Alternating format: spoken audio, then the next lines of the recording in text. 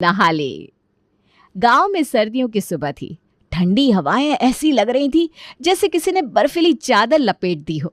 सबको रजाई से बाहर निकलने में भी डर लग रहा था। ऐसे में चौधरी साहब के घर एक अलग ही ड्रामा चल रहा था। शीला, अरे यार शीला, कहाँ मर गई? जल्दी आ। हे भगवान, ये ससुराल वाले भी ना सुबह सुबह चैन से सोने नहीं देते। अभी तो 7 ही बजे और ये बुढ़िया चिल्ला चिल्ला कर गला फाड़ देगी खुद का और मेरे कान के पर्दे। चली जाती हूँ वरना सच में बहरी हो जाऊंगी मैं। शीला बेमन से उठकर आंगन में आती है। हाथ पैर सिकुड़कर ठंड से कांपते हुए पूछती है, जी अम्मा जी, बुलाया आपने? क्या जी अम्मा जी? हैं? पहले जाकर नहा ले, देख सूरज चढ़ आया है। अरे अम्मा जी, इतनी ठंड में कौन नहाता है, ठंड लग जाएगी। हमारे ज़माने में तो ऐसी बातें भी जुबान पर नहीं आती थी। चाहे जितनी भी ठंड होती थी, पत्थर भी पड़ते थे ना, तो भी सुबह 4 बजे नहा लेते थे। और तो और 5 बजे तक पूजा पाठ कर नाश्ता बना देते थे। आजकल की बहुएं नहाना नाश्ता तो बहुत दूर, 7 बजे तक सोकर ही नहीं उठती। अब जा जाकर जल्दी से नहा और काम में लग जा।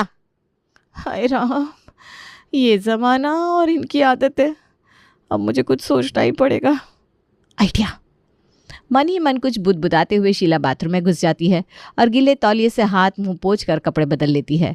शीला के दुर्भाग्यवश उसकी ननद दीपा वहीं बाथरूम के पास ही होती है और वो शीला की ये हरकत समझ जाती है। दरअसल दीपा को कॉलेज जाना था तो वो शीला के निकलने का वेट कर रही थी।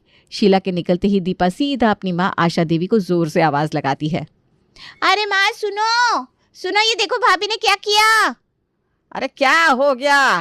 क्या किया जो इतना चीख रही है? अरे माँ यहाँ तो आओ।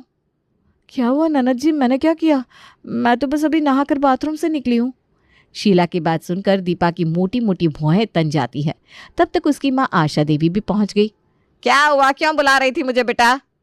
माँ ये देखो, भाभी ने आज फिर नहीं नहाया। ननद दीपा की बात सुनकर शीला चौंक गई। इस दीपा को कैसे पता लगा? इसकी आंखें दीवार के आर पार भी देख सकती है क्या? ये मिसेस इंडिया है क्या? नहीं तो ननद जी, ये आप क्या कह रही हैं? मैं तो आपके सामने ही नहाकर निकली हूँ। ये देखिए माँ जी, मैंने साड़ी भी दूसरी पहन रखी है।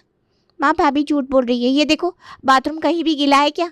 और ये देखिए, सिर्फ इनकी तौलिया गीली है। ऐसा लग रहा है इन्होंने तौलिया भिगोकर हाथ पांव पोंछ लिए हो। दीपा की बात सुनकर शीला तो सक पका गई।